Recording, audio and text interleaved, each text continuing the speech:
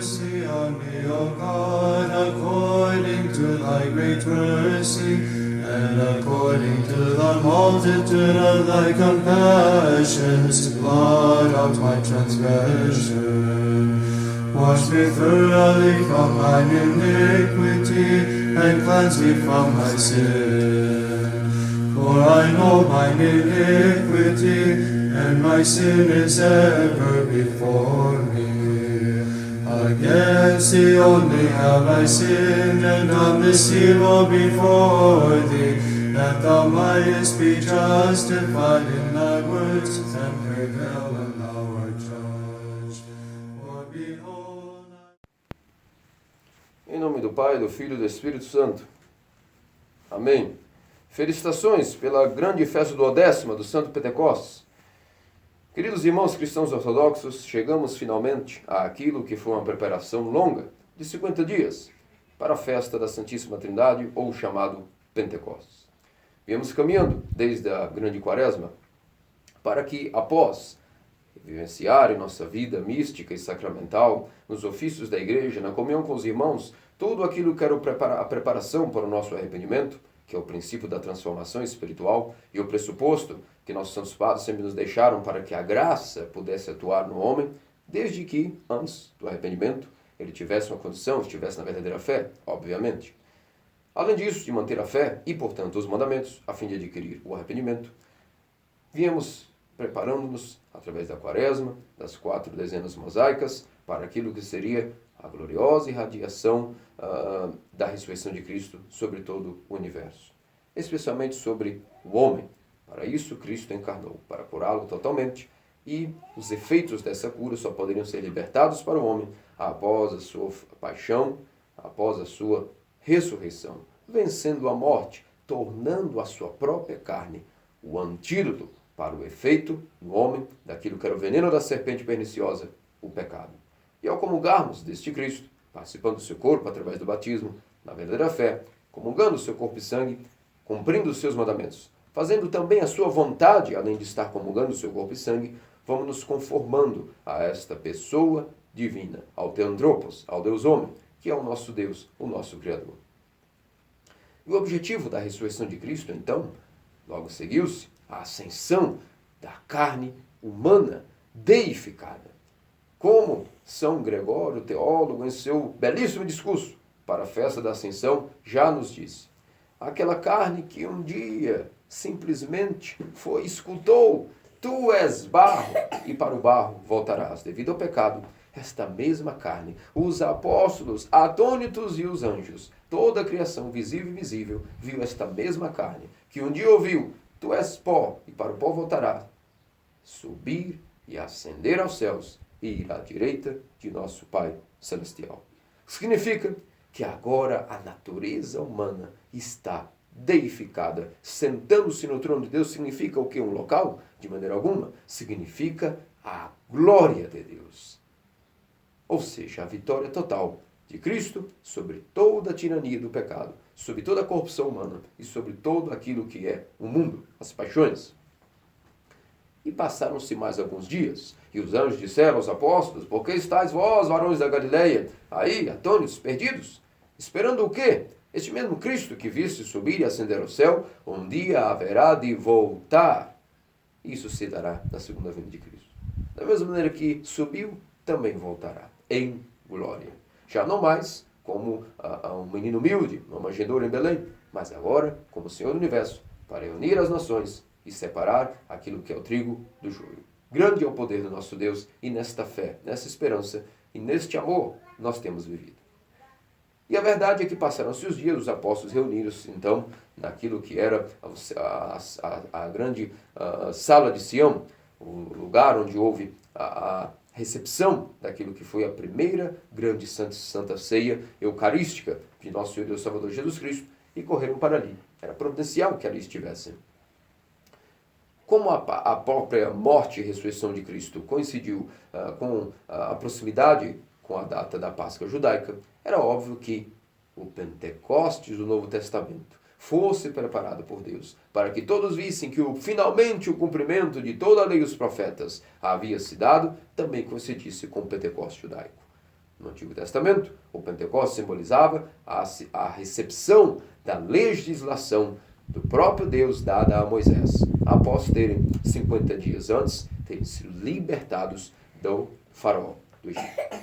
Da mesma maneira, a Santa Igreja teve a graça de ser libertada do outro faraó. O faraó a qual a Santíssima Theotokos, já no Gênesis, foi profetizada como que a mulher esmagaria a cabeça da serpente. Esse faraó era o diabo. E fomos libertados da tirania do diabo através da ressurreição de Cristo, que desceu ao Hades, explodiu os portões do inferno, libertou todos os seus cativos e, portanto, ó morte, onde está o teu aguilhão, como disse São João Crisóstomo.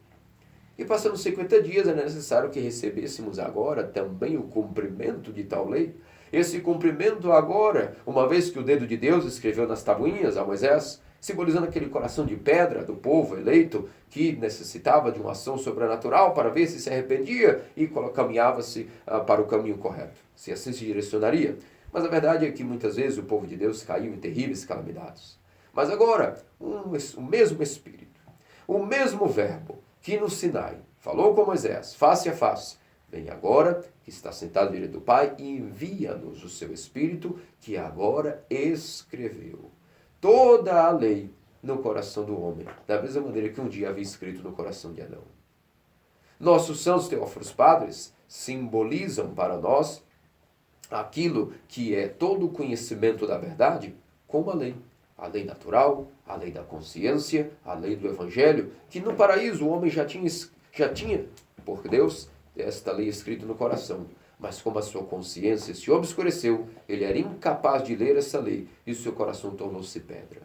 E lemos ontem, nas profecias, nas paremias preparadas para as vésperas, que Deus disse a este povo: eis que eu tirarei o vosso coração de pedra e colocarei um novo. Vos darei um novo coração, um coração que terá o meu coração, o meu espírito. E finalmente vimos a leitura do profeta Joel, que profetizou sobre que um dia, tanto velhos quanto jovens, escravos ou livres, todo o povo de Deus seria profeta, e o Espírito seria derramado sobre toda a carne. Depois também lemos, através das profecias do profeta Ezequiel, que isso se daria justamente da mesma maneira como nosso Senhor e Deus Salvador Jesus Cristo já havia falado por todos os profetas, e um dia daria também a sua igreja.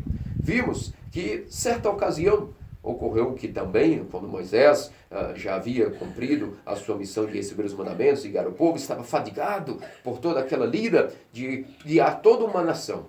Imagine todos os problemas familiares, domésticos, políticos, militares, denúncias de invasões, divórcios, tudo isso estava sobre o fardo de servo Moisés, provando que sem a graça de Deus o homem não é capaz de nada. E até o escolhido Moisés teve que pedir a Deus ajuda. O seu próprio sogro orientou: se não pedires a Deus delegação deste teu ofício, tu irás fundir a tua alma e a tua vida, se perderás. Então, Deus, com benevolência a Moisés, tirou parte do seu espírito.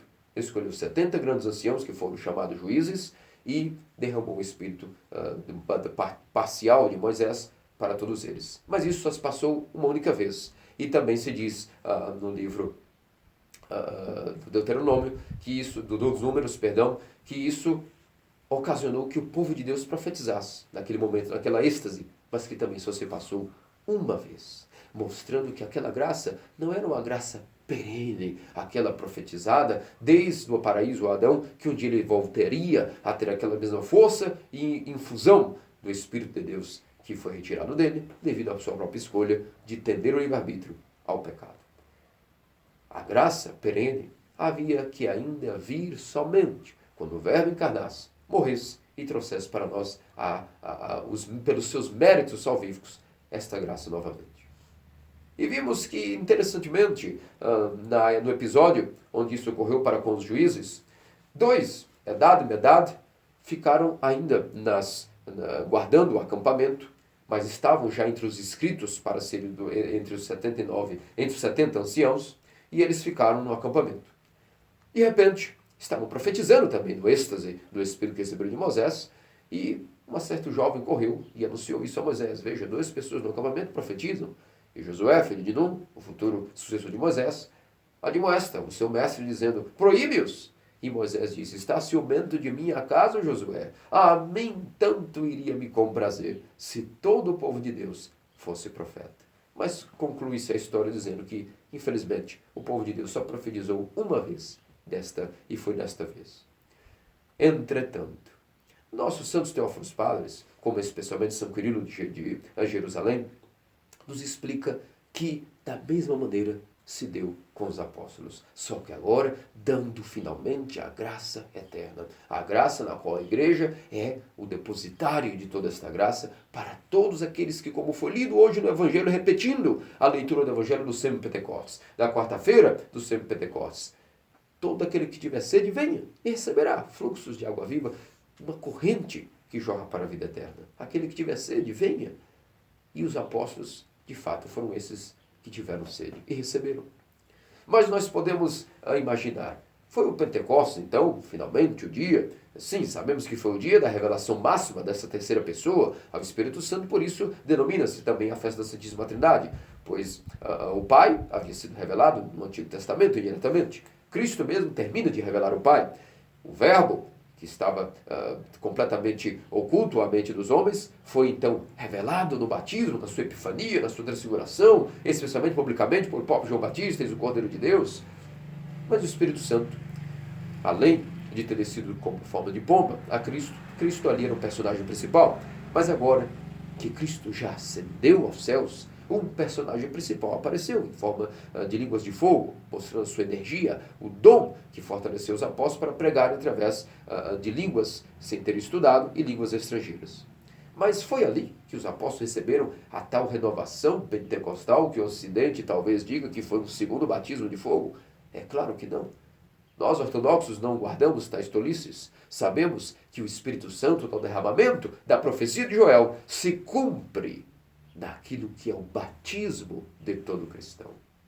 E quando foi que se deu o batismo dos apóstolos? No Proforme, no Jordão, pois a maioria era discípulo de João Batista. Se algum deles não foi, nossos santos padres nos dizem, tiveram o lava-pés. Mas a verdade é que logo na Santa Ceia tiveram, portanto, a Santa Comunhão. E o evento para os apóstolos dos sacramentos não pode ser comparado à ordem que depois a Santa Igreja estabeleceu, mas a verdade é que em algum momento eles tiveram um batismo de proforma, de imersão na água, depois tiveram também a recepção da comunhão. Mas, e finalmente, a força do Espírito Santo onde vem? A finalidade de toda a obra de Cristo se deu após a sua ressurreição, quando ele aparece, quando estavam fechadas as portas do cenáculo por medo dos judeus, e mesmo as portas estando fechadas, ele abre essas portas de maneira alguma. Entra com seu corpo já ressuscitado e glorioso, acima das leis da natureza, e sopra aos apóstolos, dizendo, a paz seja convosco. E soprou sobre eles o Espírito. E novamente, a paz seja convosco. Recebeis do Espírito Santo. Aqueles que perdoados os pecados serão perdoados, e aqueles que tiverem seriam retidos. Toda a economia de salvação de Deus para com o homem era para que esse evento se desse. A manutenção, a garantia daquilo que seria a cura do homem. E o que é a cura do homem se não ouvir do próprio Deus? Finalmente, ó criatura, os teus pecados são perdoados. E por isso, como diz São Quirilo de Alexandria, Cristo não mentiu, não tinha por que dizer que deu aquilo que não daria. Nesse momento, os apóstolos que no Proforme haviam sido já batizados de alguma maneira, tiveram o seu batismo completo, recebendo agora a graça de Deus. E no Pentecostes, propriamente dito, o que foi aquilo? Se não publicamente para a igreja, a garantia de que ali estava o cumprimento de toda a lei e os profetas, através do magistério dos apóstolos, da reunião, da assembleia dos apóstolos da igreja, onde os apóstolos, já possuindo o Espírito Santo, como nos explica muito bem São Clemente de Alexandria, como é que alguém poderia vir a receber 2 vezes o Espírito Santo, se para uma toda a graça basta? O que os apóstolos receberam foram dons, ativando a graça recebida já no dia da ressurreição, no 8º dia. E esse dom, primeiramente, entre muitos, além de paz, amor, alegria, coragem, aprender línguas e idiomas que não haviam nunca estudado, para que rapidamente pudessem pregar a todas aquelas nações. Aquelas pessoas que estavam ali providencialmente devido ao Pentecostes judaico, vindo da diáspora de todas as nações, do Ponto, como nasce, de toda a Europa, de toda a Ásia, estavam reunidos, os judeus espalhados, para a festa de Pentecostes. E foi providencial que ali Deus aumentou a igreja de 120 pessoas para 3.000, através do discurso do primaz entre os apóstolos, o apóstolo Pedro. E nisso vemos que nada tem a ver tal Pentecostes com o Pentecostes ocidental, que prega então um batismo no fogo do Espírito, uma renovação. Não, sim, batismo no fogo do Espírito no sentido místico. E o que é o batismo no fogo do Espírito no sentido místico, propriamente dito? Recorramos a São Nicodemos, da Santa Montanha, o Ajorita. São Nicodemos, o Ajorita, assim como São Simeão, novo teólogo, e tantos outros, todos nos falaram a respeito do que significa adquirir a graça do Espírito Santo e ser batizado no fogo e no Espírito. Significa o seguinte, diz São Nicodemos, o Ajorita: a graça do Espírito Santo já é dada toda, misticamente, a todo cristão no batismo. Quando dizemos no batismo, significa na verdadeira fé, porque só há um só batismo. E esse batismo só existe na verdadeira igreja, uma, Santa, Católica, Apostólica, a Igreja Ortodoxa. Quando dizemos que se é dada toda no batismo, significa que essa pessoa prometeu que após o batismo seguiria todos os mandamentos da lei de Deus. Confessou e prometeu isso. Se era um bebezinho, seus padrinhos prometeram em seu nome. E ele tem que cumprir tal promessa. Se não há tal graça, se afasta dele. Não completamente, porque a misericórdia de Deus nunca separará a graça totalmente da alma de um batizado. Mas o batismo no fogo do Espírito, o tal Pentecostes propriamente dito, em toda a alma cristã se dá da seguinte maneira. São Nicodemos, o Ajorita, diz que todo aquele que após o batismo, tendo recebido toda a graça do Espírito Santo dentro de si, em seu batismo, começará uma guerra. Nesta guerra contra a sua vontade. E nisso ele terá que seguir estritamente com zelo os mandamentos. Quanto mais seguir os mandamentos, diz São Nicodemos, mais a graça virá correndo, como a água que escutamos de longe vir borbulhando quando ligamos o cano, e o ar, ou seja, as impurezas de nossa vontade, nosso ego, vai saindo, e aos poucos, conforme o ar sai da tubulação, vai vindo aquele poder daquela água ficante, jorrando para a vida eterna. Assim também a graça do Espírito Santo escutamos vindo das profundezas do coração para inundar todo o ser. E quanto mais seguimos os mandamentos, mais a graça vem atuar, mais vem inebriar o homem. Quanto menos ele segue os mandamentos, menos essa graça atua. Depende da vontade do homem, de sua participação em seu batismo. São Nicodemos continua comparando que assim como uma fogueira, quanto mais se tira cinzas ao redor, mais pega fogo. Quanto mais removemos as impurezas de nosso coração através das lágrimas de arrependimento, através da ascese, da força que temos que colocar para amar a Deus sobre todas as coisas e ao próximo como nós mesmos, seguindo todos os mandamentos, mais essa chama da fogo do Espírito, ou seja, o batismo do fogo do Espírito, nos queimará no mistério, no estranha maravilha de arder sem ser consumido. Da mesma forma também, diz São Nicodemos, o Ajorita, que como numa fogueira mais colocamos madeira seca, mais essa fogueira queima. Quanto mais damos zelo aos mandamentos, mais a graça de Deus irá atuar em todo o nosso ser. E isso é a verdadeira mística ortodoxa. A participação em todo aquilo que Deus nos deu por sua graça, agora participamos pedindo a Ele a nossa graça. No domingo passado, os 318 padres do primeiro concílio de Nicéia, estudamos que toda a nossa fé, a fé ortodoxa, se dá por uma característica. Sempre, quando temos alguma suspeita de estarmos falando com algum herege, sempre perguntamos, mas finalmente qual é a fé que tu crês? E se a pessoa responde, eu creio na fé dos 318 padres do concílio de Nicéia. A fé dos santos padres. É como que recebêssemos um código secreto. Ah, sim, agora a senha está correta. Eu posso conversar com você dignamente como um cristão verdadeiro, porque sei que tu também tem a fé de Abraão, de Isaac e de Jacó. E nesta guerra, como disse o Nicodemos, o Ajorita, na Filocalia, quanto mais nós lutamos, nós vamos percebendo uma coisa. Não temos força nenhuma aos mandamentos. Nós não temos sequer a capacidade de nem mesmo cumprir de maneira minimamente perfeita os mandamentos.